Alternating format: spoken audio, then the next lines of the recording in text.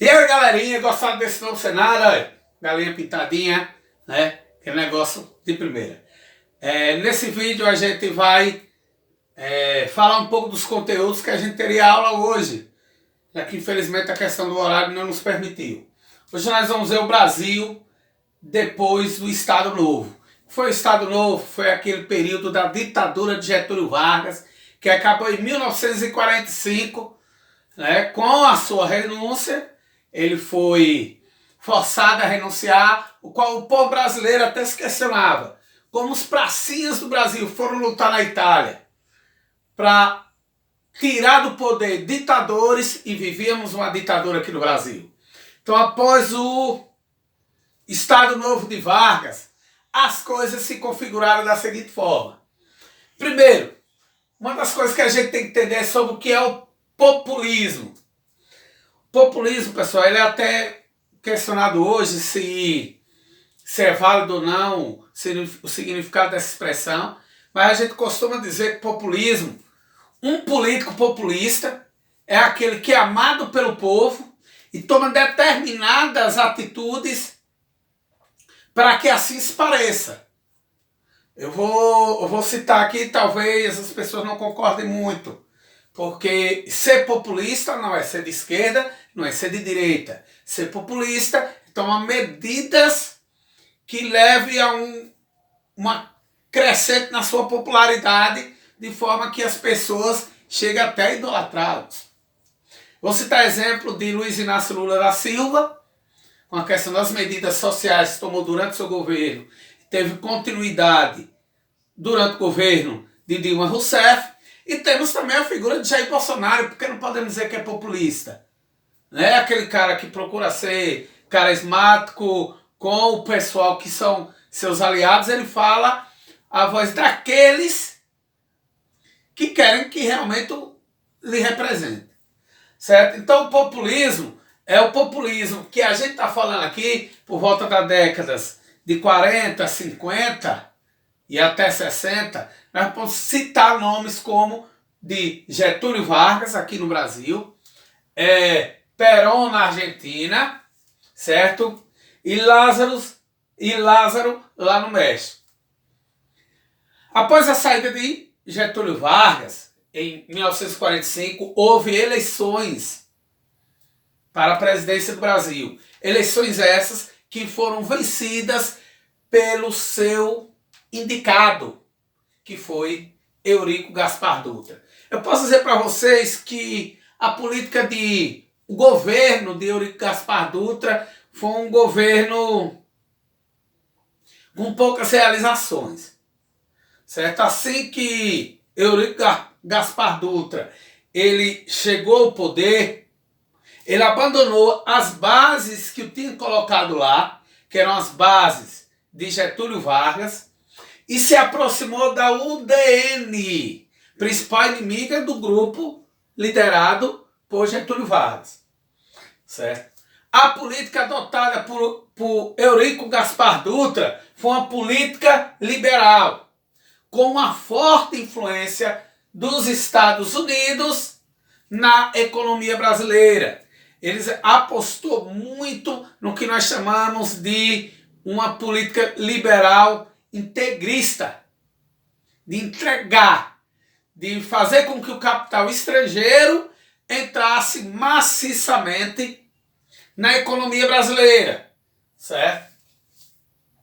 Uma outra coisa também bem marcante durante o governo de Eurico Gaspar Dutra foi com a sua aproximação dos Estados Unidos, com os Estados Unidos. Durante esse período que tem início a Guerra Fria, levou a um rompimento de relações diplomáticas com a URSS, com a União das Repúblicas Socialistas Soviéticas. E aí, o que foi que ocorreu? Após esse rompimento, começou uma perseguição a comunistas. Por exemplo, o Partido Comunista do Brasil, ele foi levado para ilegalidade em 1947.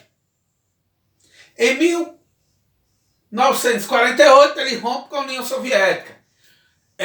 Os sindicatos também sofreram muito com isso, porque os dirigentes sindicais eles foram perseguidos devido aos sindicatos terem ideias socialistas. A perseguição foi tão grande a seus dirigentes que esses dirigentes muitas das vezes não tinham nem relações com o Partido Comunista do Brasil, mas foram perseguidos e muitos foram presos.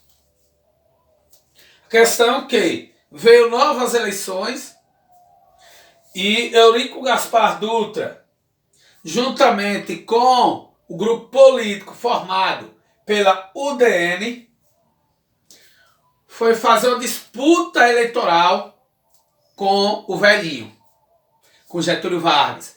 Getúlio Vargas que passou durante todo esse período um pouco afastado da política lá no seu estado do Rio Grande do Sul, cuidando de suas fazendas, mas mesmo assim, quando havia eleições, ele era eleito para cargos importantes do Legislativo. Veio as eleições de 1950 e Getúlio Vargas ganhou as eleições. Ele ganhou colocando como seu vice João Café Filho, ganhou apoiado pelos seguintes partidos, pelo PSD e o PTB, Partido Trabalhista Brasileiro. De início, ele tentou controlar a inflação, que era uma das coisas que Eurico Gaspar Dutra não tinha conseguido resolver. A início ele teve até um certo sucesso, porém, devido à economia brasileira ser fragilizada, a inflação começou novamente a subir.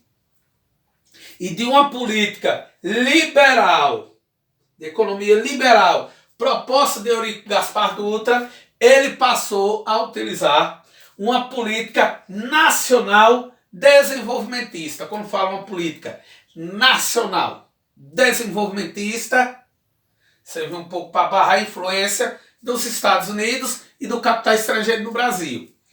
Tanto que tiveram empresas estrangeiras no Brasil que tiveram que destinar boa parte de seus lucros para o desenvolvimento da economia brasileira, o que acarretou um grande desconforto com países capitalistas. A UDN, que era muito a favor da política liberal, extremamente aliada dos Estados Unidos, começou a pegar mais ainda no pé de Getúlio Vargas. Mas, além disso, Getúlio Vargas deixou em seu governo a consolidação das leis do trabalho, a CLT, que são as famosas leis trabalhistas, e é por isso que ele entra no grupo de governos populistas, porque mesmo tendo um determinado controle e articulando, ele parecia realmente ser o pai dos pobres. Uma outra medida também importantíssima durante o governo de Getúlio Vargas, dessa vez colocado de forma democrática, foi a criação da Petrobras, a empresa brasileira que detinha o monopólio do petróleo brasileiro. Isso foi encarado por uns nacionalistas como um marco na história da economia brasileira, já que a riqueza, que é o petróleo, estava sendo controlada por uma empresa nacional, mas foi colocado também uma ameaça dos interesses da UDN, que eram aqueles políticos que pregavam uma política liberal de que empresas estrangeiras viessem explorar o nosso petróleo. A questão é que juntou a inflação, juntou a pressão da UDN, um descontentamento popular brasileiro, e Getúlio Vargas terminou acuado, certo? Sérios escândalos envolvendo agentes do governo que estavam dentro de um esquema de corrupção, acabou desgastando a imagem de Getúlio Vargas. Tinha um deputado federal do Rio de Janeiro, Carlos Lacerda, que era dono de um jornal, de um grande jornal de circulação na época, opositor ferrenho a Getúlio Vargas, e ele sofreu um atentado. Quando apuraram, o líder da guarda pessoal de Getúlio Vargas era quem tinha atentado contra a vida de Carlos Lacerda. E aí manchou mais ainda a imagem do presidente. Perdeu o apoio do Exército, da Marinha e da Aeronáutica. Os militares exigiram a sua renúncia. Quando foi no final, no mês de agosto, esse mês que a gente está vivendo, Getúlio Vargas cometeu suicídio com um tiro no peito. Mas deixou um documento que seria a maior estratégia política, talvez, da história brasileira. Deixou a sua carta testamento, que levou a uma comoção terrível no país e que serviu até de uma certa plataforma